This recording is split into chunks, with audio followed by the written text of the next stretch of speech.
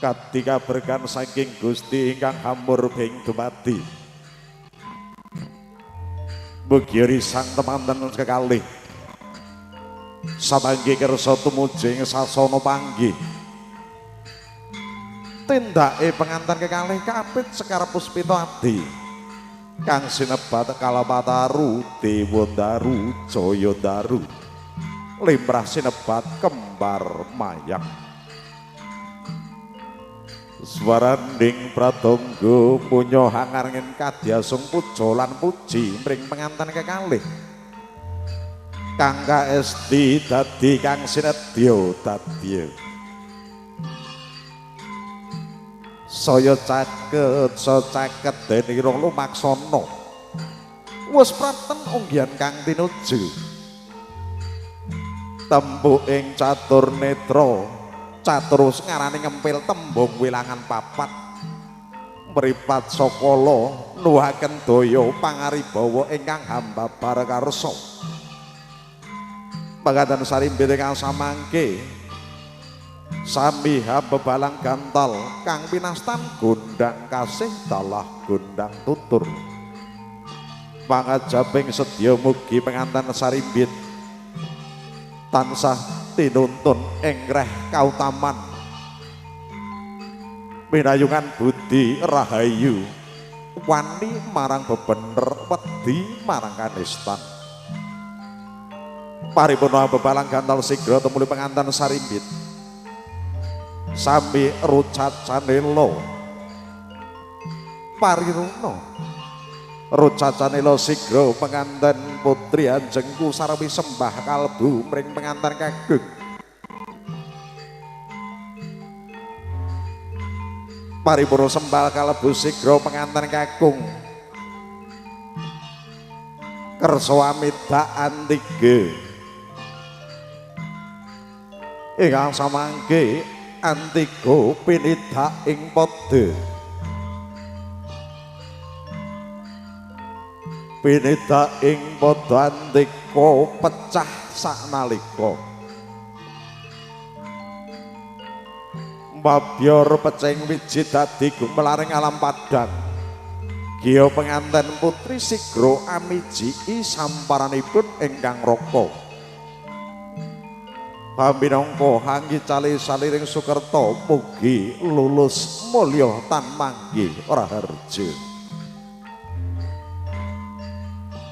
kambang kumambang Sekar Triwarna ing salebeting bokor kencana nggih Sekar Mawar Sekar Melati miwah Sekar Kantil yekti menika lamun winamanging tembung manis lumantar kedaling lati dadya pambukaning karya tama kang agung kumantil kantil ing pandombing netra tumanembing tungging nala paripurna amiji ambenipun ingkang raka penganten putri kakanthi jumeneng dening penganten kagung menika kang winastan adat junjung derajat paripurna adat junjung derajat sigra pangrengga busana nggih pangedi busana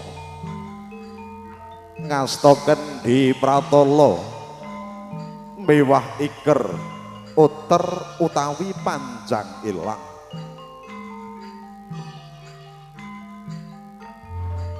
uter dumadi saking janur ingkang dipun enam-enam wujudipun kados bokor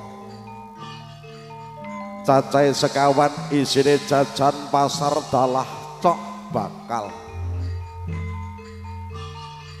werdi kang sinandi penganten sampun kineker talining akrambi pramila saged hameper mring hawa nafsu amarah alu amah supyah dalah mutmainnah ugi kendhi pratala ingkang sampun kaisi denggih toya mening kang mijil saking pitung sumber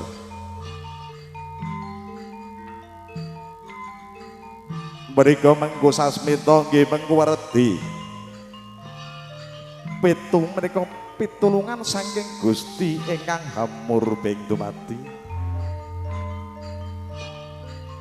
Mugi risang temanten kalih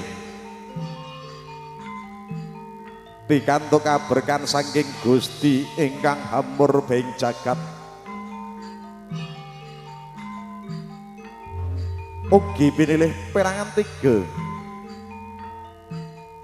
kau bengaken ambal kaping 3 minangka piweling sangkan paraning dumadi purwa madya ngantos busana.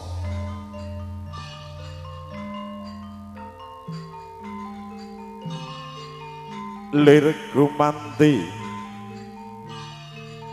kapisanan je ingkang ibu Hanginimi putra saha putri kinasih. Lir gumanti sekalian Rama ingkang sampun kersa Hanginimi putra saha putri kinasih.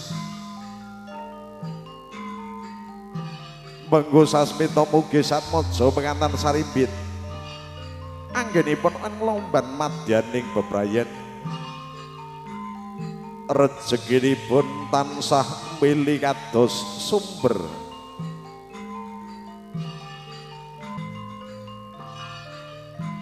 ingkang samangke kadang putri Domas miwah Yudha Manggala saged hangliru kembar mayang.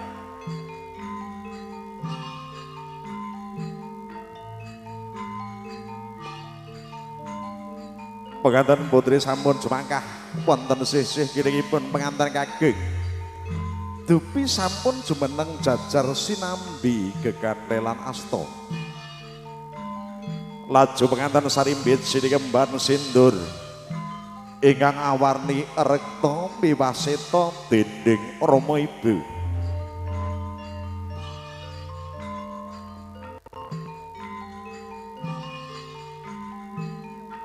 Panjenenganipun bapa wali mapan wonten sangajengipun penganten kekalih.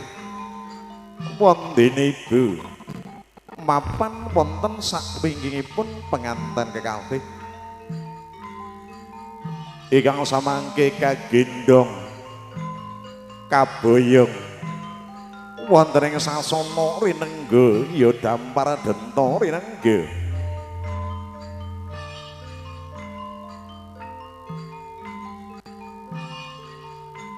Kebak ing pangati-ati anggenyo lumaksana. Panjenenganipun bapa ingkang hamengku gati hanggendheng hambayem putra saha putri kinasih.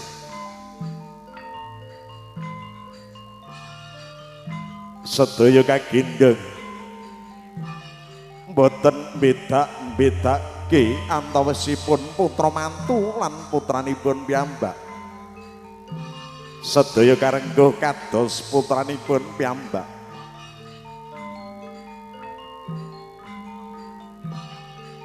Lon-lonan tansah anut pring wirama kang tinabuh wonten ing gendhing ingkang sampun piniji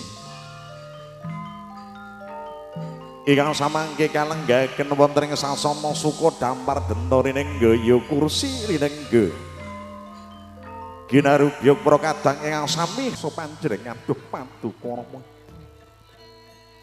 Ya dipalilah idi pangestu saking panjenengan nggih Rama. Iya ya nggih. Tak pangestoni anggon musun kepepadaning Rama lan Ibu nggih. Muga-muga anggenmu omah-omah iso nyendang agung nyanggar waringgin ya nggih. Estokaken dawuh Rama. Kula namung ngaturaken matur sembah nuwun ingkang tanpa pepindhan Rama Ibu. Pikantuk kaberkan saking panjenengan Rama Ibu. Iya ya Biyen. Awakmu wis tak wisuda minangka raja sedina ratus dalu ya Biyen. Muga-muga apa sing mbok sanja bakal kasandha, apa sing mbok esti bakal dadi ya Biyen. Estokaken dawuh Rama. Kula ingkang putra namung ngaturaken matur sembah nuwun. Paring berkah pandonga pangestu saking panjenengan nggih Rama. Mugi-mugi anggen kula nglampahi behat enggah.